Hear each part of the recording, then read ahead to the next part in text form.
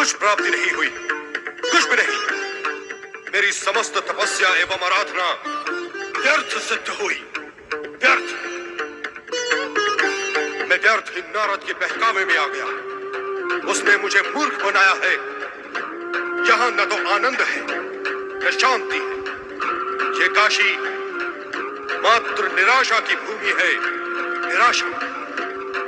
मैं इसी क्षण इसे श्राप देकर इसकी महिमा को नष्ट भ्रष्ट कर दूंगा, नष्ट भ्रष्ट कर दूंगा, नष्ट भ्रष्ट कर दूंगा, नष्ट भ्रष्ट कर दूंगा।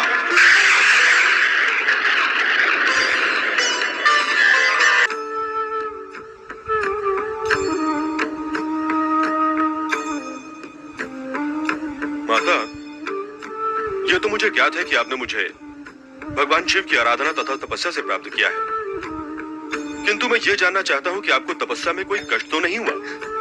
मैंने दृढ़ निश्चय के साथ तपस्या की थी पुत्र, इसलिए कष्ट का तो प्रश्न ही नहीं था।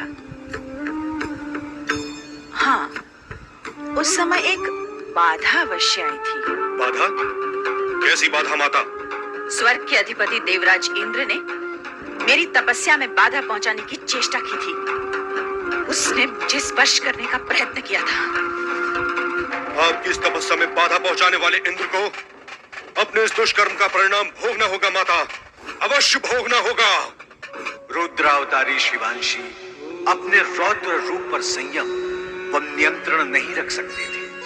अतः भगवान शिव की ये भविष्यवाणी कि जन साधारण उन्हें शिवांशी न कहकर दुर्वासा के नाम से पुकारेंगे, सत्य ही सिद्ध हुआ। कारण कि दुर्वासा तनिक सी अनुशासनहीनता व अनीति पर व्यग्र हो उठते थे और क्रोध पर अपना नियंत्रण खोकर स्वयं को सहज सीमाओं में रखने में असमर्थ हो जाते थे। तुम इतने व्यग्र क्यों हो रहे हो पुत्र? क्या कारण है? माता, इस आश्रम की सीमाओं ने मुझे बांध दिया है। लगता है कि बंधन मेरे स्वभाव को स्वीकार नहीं है माता। यही कारण है कि मैं इतना व्यग्र और व्याकुल हो रहा हूं। माता, कृपा करके मुझे इस आश्रम से बाहर भ्रमण करने की आज्ञा और सुविधा प्रदान करें। व्यग्रता स्वास्थ्य के लिए हानिकारक होती है पुत्र। तुम इस व्यग्रता के घेरे से बाहर आओ तथा तनिक वन प्रदेश में घुमाओ, किंतु शीघ्र ही लौट आना। मुझे तुम्हारे स्वभाव के कारण तुम्हारी चिंता लगी रहती है। आप तनिक भी चिंता न करें माता, मुझ पर भगवान शिव की सदैव कृपा रहती है।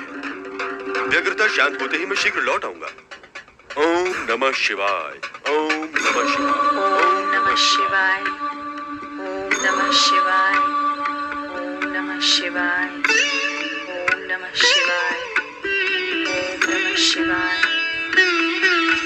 ओम नमः शिवाय। नारायण नारायण, है तो कोई ऋषि,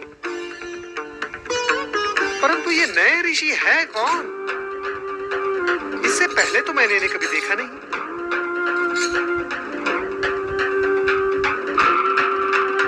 नारायण नारायण, कहीं यही तो रुद्रावतार ऋषि दुर्वासा नहीं? माता पार्वती ने मुझसे कहा था कि ये अत्यंत क्रोधी स्वभाव के ऋषि हैं। इनसे सावधान रहना नारद। नारायण नारायण, नारायण नारायण। नारद का प्रणाम स्वीकार करें ऋषिवर। प्रणाम। नारद का प्रणाम स्वीकार करें ऋषिवर और अपना समुचित परिचय भी दें। मेरी माता का नाम सती अनसुईया है और पिता का नाम। आपके पिताश्री का नाम अत्रि ऋषि है, और यदि मेरा अनुमान सही है तो आप ही रुद्रावतार ऋषि दुर्वासा हैं। यदि जानते हो तो फिर पूछते क्यों हो? क्यों बार बार मेरा मार्ग अवरुद्ध करते हो? और यदि पूछते ही हो तो संपूर्ण बात सुने बिना बीच में क्यों बोलते हो? ऐसे व्यवहार के पीछे तुम्हारा प्रयोजन क्या है? मेरा प्रयोजन है आपके स्वभाव की उग्रता को विनम्रता में बदलने का। किसने कहा कि मेरा स्वभाव उग्र है? माता पार्वती ने। इसीलिए तो मैं आपकी सेवा में उपस्थित हुआ हूँ। क्या आप माता पार्वती का कोई संदेश लेकर आए हैं? आपके क्रोधी स्वभाव की सूचना माता पार्वती से प्राप्त होने पर आपके लिए संदेश तो बन ही जाता है ना ऋषिवर। क्या है वो संदेश? आपके हित में है आपके क्रोधी स्वभाव को शांत करने का। परंतु वो संदेश है क्या? सत्य से पूर्ण वो संदेश यही है कि आप काशी तीर्थ जाकर भगवान भोलेनाथ की आराधना करें। भगवान शिव की आराधना से मेरा क्रोध शांत कैसे होगा? वो तो स्वयं रुद्र है, संहारक देवता है। क्रोध के आवेश में उन्होंने अपना तीसरा नेत्र खोलकर कामदेव को भस्म कर दिया था। क्या तुम ये सब नहीं जानते? जानता हूँ, भली भांति जानता हूँ, किंतु संभवतः आप इस सत्य को नहीं जानते कि काशी का दूसरा नाम आनंद कानन है। काशी है भगवान भोलेनाथ का सबसे प्रिय क्षेत्र। भगवान भोलेनाथ काशी में सदा आनंद स्वरूप में रहते हैं तथा अपने भक्त जन को शांत करके आनंदित करते हैं। आप स्वयं वहां जाकर इस सत्य का अनुभव करें। किंतु गंगा तट पर बसी काशी तो अत्यंत विस्तार में है। मुझे ऐसा एकांत स्थान बताओ जहां मैं बिना किसी बाधा के शिव का ध्यान करते हुए तपस्या कर सकूं। गंगा नदी के पूर्व दिशा प्रवाह के उत्तर की ओर एक एकांत सरोवर है जिसका नाम कामकुंड है। स्वयं भगवान भोलेनाथ ने ये कहा है कि कामकुंड के समीप शिवलिंग की स्थापना कर उसकी अखंड आराधना करने से मनुष्य की सभी कामनाएं पूर्ण होती है। आप कामकुंड के समीप दुर्वेश्वर शिवलिंग की स्थापना कर उसके सम्मुख बैठकर भगवान भोलेनाथ के ध्यान में मग्न हो जाएं। फिर आप देखें कि भगवान भोलेनाथ क्या चमत्कार दिखाते हैं। प्रणाम ऋषिवर। आनंद कानन, काशी नगरी।